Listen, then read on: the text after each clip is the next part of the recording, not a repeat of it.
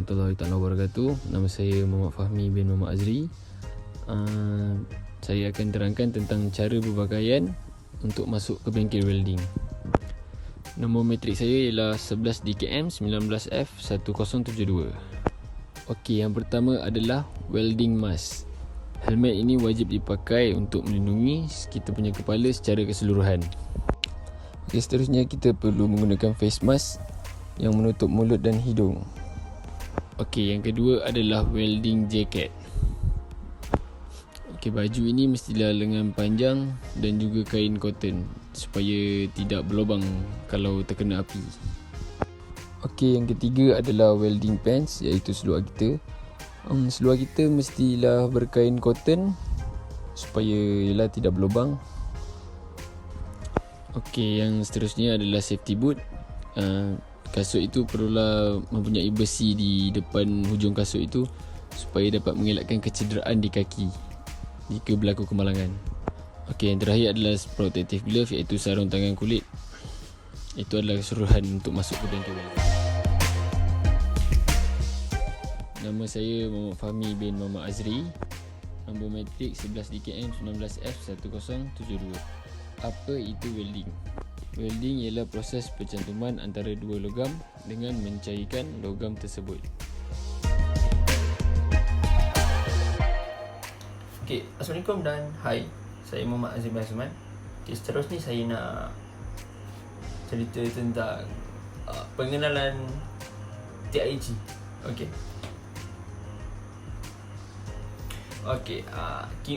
TIG ni kipalan arka tungsten gas lengat atau gas tungsten arc welding JTAW. Okay, dikani sebagai tungsten inert gas, itu TIG lah yang saya nak terangkan sekarang. Okay, TIG digunakan secara meluas lah dalam industri kerana kibalan TIG sangat sesuai untuk mengimpal berbagai jenis logam. Okay, selain mengimpal kalori karbon, TIG juga boleh digunakan untuk mengimpal aluminium alloy, kalori kalis karat macam stainless steel, okay, dan berbagai kalori alloy lain lah. Okay.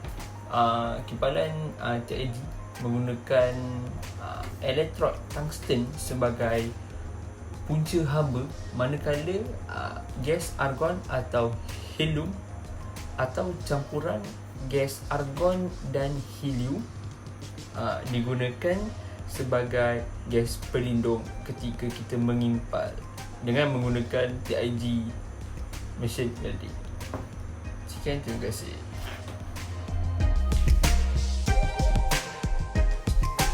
Assalamualaikum warahmatullahi wabarakatuh dan selamat tengah hari. Nama saya Muhammad Fazrul Mizana. Nombor matrik saya 11 DKM 19F1012. So hari ini saya akan terangkan pada bahagian-bahagian pada TIG ataupun lebih dikenali sebagai JTAW. TIG adalah tungsten inert gas, manakala JTAW adalah gas tungsten arc welding.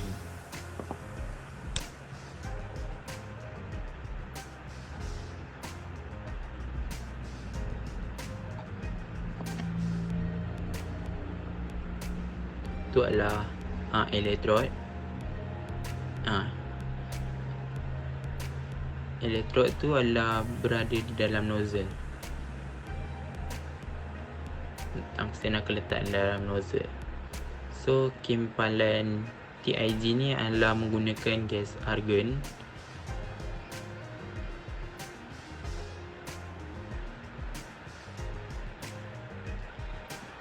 Ini adalah mesin JTAW. So cara-cara kita untuk mengasah mata. So kita asah elektrod menggunakan elektrod tungsten dengan menggunakan grinder. So kedudukan tungsten adalah tegak sambil kita memusingkan tungsten tu.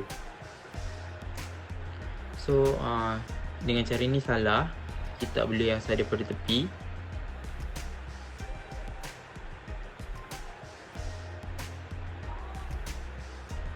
kita kena asah dia secara menegak.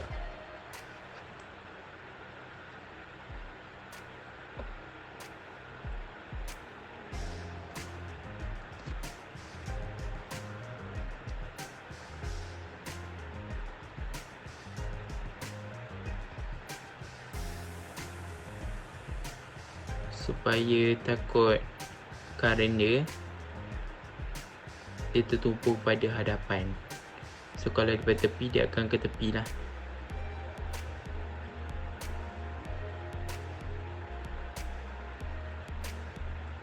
So ni adalah cara kita untuk mengasah.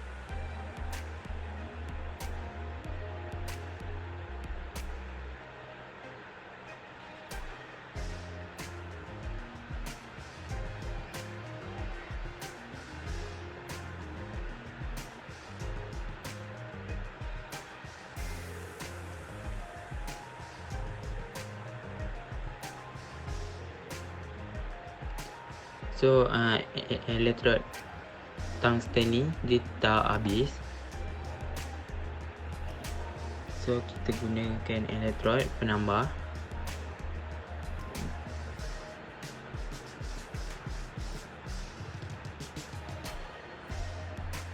So kalau kita gunakan my steel, so rod penambah tu adalah my steel ke.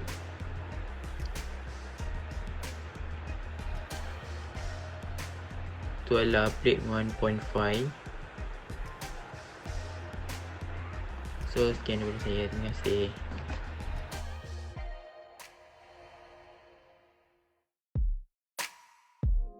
Selamat sejahtera. Nama saya Divya Ruben Lagi Krishnan, membawa kat Malaysia 11 DKM 19F1054. So hari ini saya akan menerangkan cara-cara menggunakan mesin TIG dan function TIG itu dalam industri lah. Okay, TIG namanya adalah TIG itu short form nama daripada tungsten intern welding, menggunakan elektrod tungsten untuk memanaskan logam, sementara gas argon melindungi kimpal daripada kekotoran teknikal. Ini menghasilkan pengesahan berkualiti tinggi dan bersih pada kebanyakannya logam, termasuk keluli tahan karat, keluli krom, aluminium, alloy keluli dan nikel. Lepas tu tembaga pun kita boleh pakai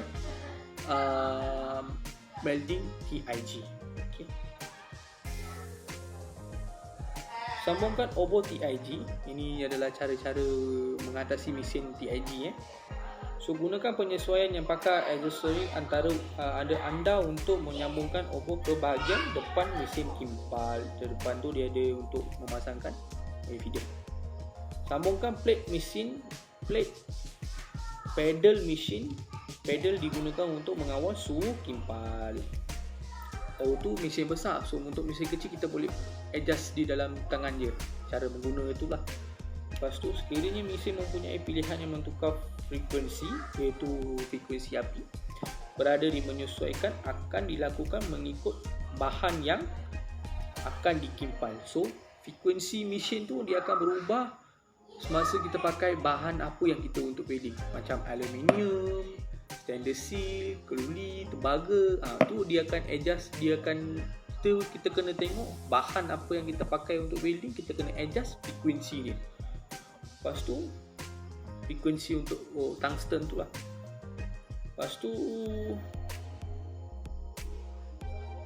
gunakan pengeliling untuk mengasah elektrod tungsten. Tak ada depan nozzle, macam nozzle MIG kan.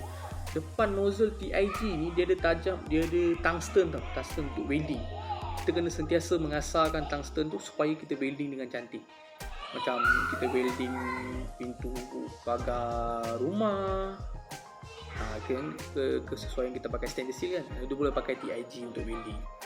Inilah cara-cara welding mesin mana yang kita pakai. Sekian.